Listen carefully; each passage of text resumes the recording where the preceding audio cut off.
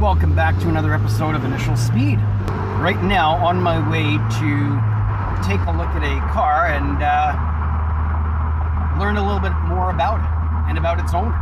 Come along. Let's go learn.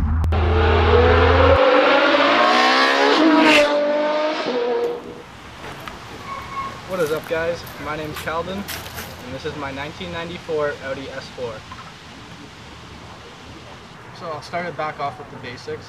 This is, like I said, a 1994 C4 S4, or a UR S4, as people call it, which also stands for the original S4.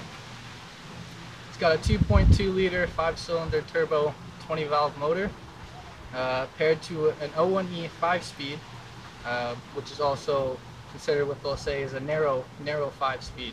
So it's got long gears, revs right out to 7,300, and packs a little bit of fun. Alright, yeah, it's got a quattro all-wheel drive system. Really likes to go in the snow, you know, have a little fun around some corners, doing some donuts and all that. So it's got a rear electronic locking diff, also right in the center console right there, you know. Want to lock up the rear diff, have a little fun. Unfortunately, that disengages at about 40 kilometers, so it's kind of useless, to be honest.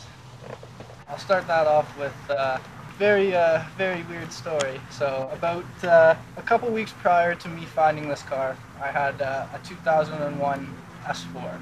You know, I grew up in the B5 world. That was my first car, and you know, I kind of more started with these older styles. You know, seeing them. I've always wanted one. I was just working one day, you know, going about my day, as I usually do. I'm a tow truck driver, so I was going to pick up some cars and take them to the auction house and all that. At one of the places I was actually going to, just not too far away, about 15 minutes away, a place I've been to many times, I come up over this hill and I see this beautiful thing just sitting there, and I can see the body style of it, and I recognize what it is. Like I know that's an Audi for sure. And got closer and closer, and I kind of narrowed it down to looking. It looks like an S4 or an S6. You know, you'll find more of the S6s around than you will, honestly, more S4s. So of course, I pulled into the parking lot where it was, because you know, I'm not gonna just kind of drive by that. And when I got in there, I so happened to see a guy sitting in the car, and I asked him, I was like, hey, you know, this is your S4. And he looked at me and he's like, no, it's not mine, actually. And I was like, that was it, just kind of ended like that. So I was like, okay, so whose car is it? And you know, he pointed me across the kind of the street there to a little shop there. And so I found the owner there that was sitting there, and I asked him, I was like, hey, so is that your 94 S4? And he goes, well, yes, but no. And yes, it is for sale. So I was like, okay, great. That's all I really cared about was, you know, was it for sale? So I sat there and offered him. I was like, okay, you know, I offered him like $3,600 right there in cash. You know, take it, I'll leave it. You know, I was gonna drop the cars on my bed, and I was gonna pick that up and take it home. He ended up telling me that it wasn't his car actually, but he was gonna sell it for a lady whose husband unfortunately passed away recently, about 4 or 5 months ago, I think. And this was his car and his pride and joy for the last 26 years. So I said, okay, so I left him with the offer there, and he said he was going to get back to the lady and you know, ask her. And I said, okay, and I was like, you know, like, get back to me as soon as possible. I don't want this kind of offer to pass up and all that, you know. I wanted to take it right then and there. So about a couple of days go by, whatever, and I go back there, you know, hey, what's going on? No, he hasn't heard from her or anything like that. Okay. I go back for the next 2 weeks. I go back every, you know, 3-4 days or whatever. And I go just check up, see what's going on, you know, see the car's still sitting there. You know, he said he finally got to the lady, this and that, and he said that she had someone that wanted to come from Montreal. Or, yeah, Montreal, I think, or Quebec, to come look at the car. It was a personal friend. I said, okay, you know, it's not a problem. I'll respect that, you know, but you know, I just wanted the car, really. So yeah, and I was talking to the guy again, and he said, you know, there might be a little issue where he can't make it down or something like this, and I told him straight up. I looked at him and I was like, people who know what these cars are, and if they say they're gonna come down from Quebec to buy it, someone will come down and buy it from Quebec, you know. Anyways, so I kind of just let it play out for there, you know. I wasn't gonna go ahead and do anything yet until like I kind of for sure knew that this either was a deal or it wasn't a deal. About a week and a half later go by, and I didn't stop by or whatever. I kind of was just like, whatever. And he calls me and he's like, hey, you know, can you come down and come take a look? You know, come talk to me.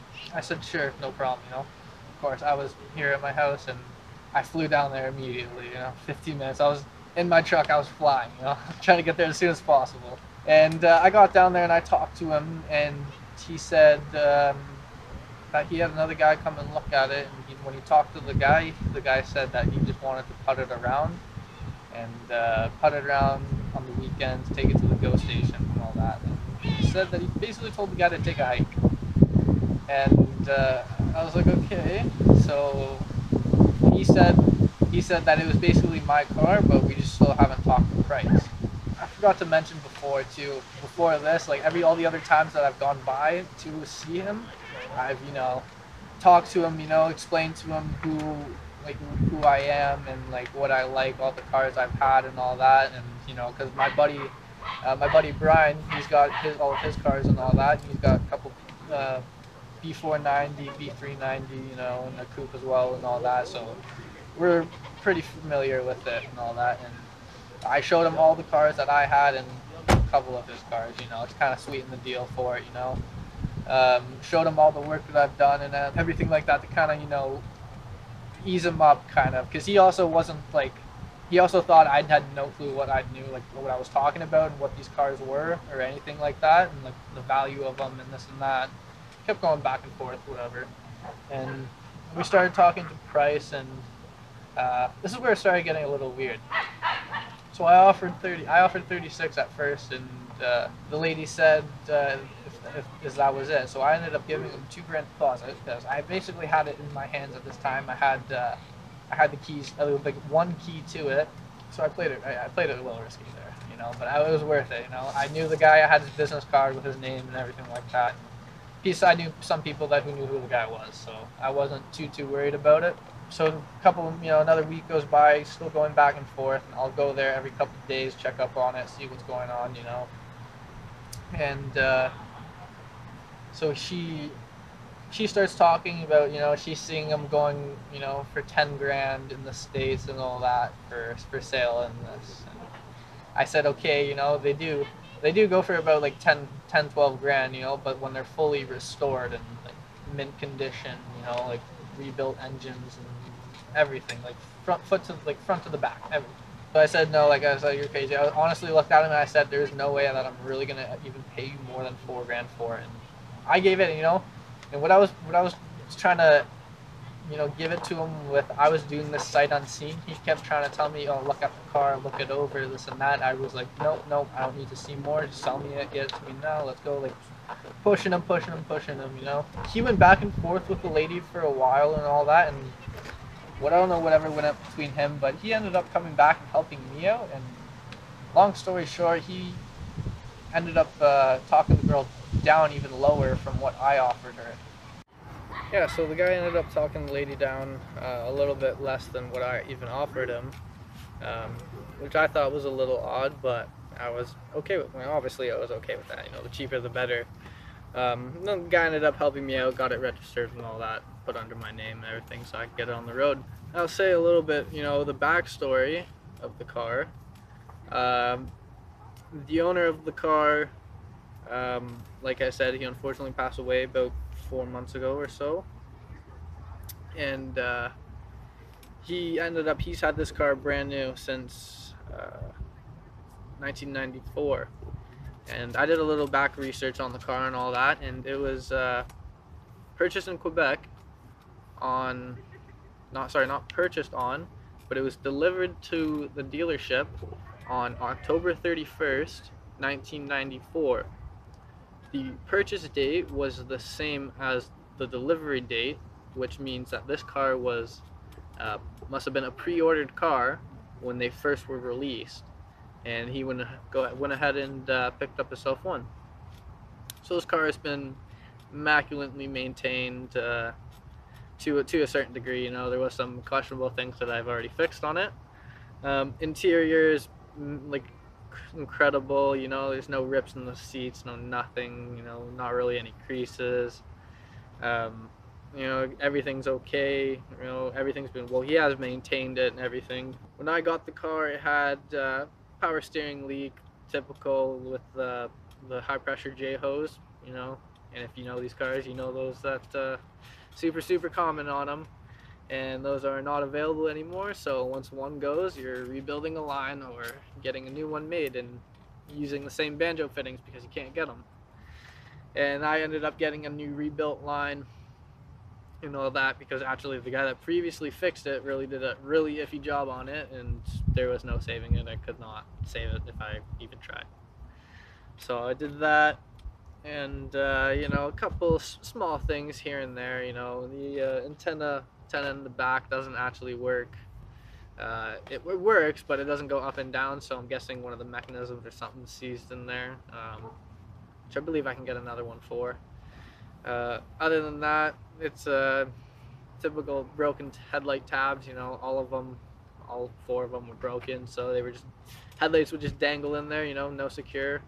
I bought clear corners for it, and had one pop out up on the highway same day that I put it in, because it wasn't seated in fully correct because there's no tabs in there, so they just kind of flopped around. So I picked up new headlights, not new headlights, but a set of used ones, because you know, brand new ones are expensive, you know, about $8.50 a piece. So I picked up a new set, used set, and swapped my lenses on there. The old lenses, swapped them on there. Swapped over the lights, HIDs and all that, and ordered a set of new clear corners and installed them. So now I got all the mounted tabs and still in there. It took it all the way to Sega and just hasn't flown out. Knock on wood. Like everyone else, you know, everyone's got their list of parts they want to do. Actually, what I'm kind of working on towards right now, I've got actually a spare motor from this kind of car that I pulled out of the scrapyard, probably about last year or so. That was actually mainly for my 91 Coupe Quattro that I also have that's hidden away, you know, keep that a little secret.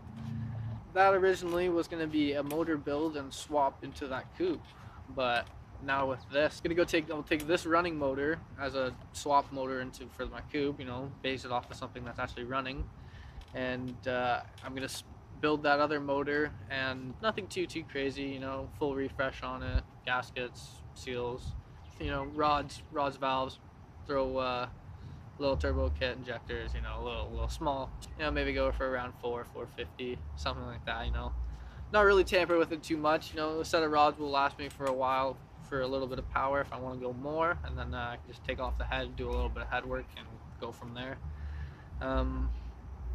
Typical, you know, big brake upgrades. I'm gonna eventually go work on Porsche Cayenne Z 18Zs or 17Zs for the front. Yeah, you know, I got my whole list of stuff that I want to do. Brakes, you know, drive shaft shit, you know, all the mounts, this and that, you know, upgraded engine mounts, tranny mounts, diff mounts, and everything like that. Lower the car a little bit, springs, get a repaint on the car, obviously, keep it the same brilliant black that it is. Actually, I have an L-Tech front valance for the car as well that will just replace the bottom section of it, and just got to mold that to the car. So I'll get that done when I get the car painted and all that and everything. But other than that, this one's going to be kind of more of a weekend cruiser, you know, daily driver, you know, something that I can drive to shows and all that kind of stuff until I start going on my coupe, which that's been sitting for a while. What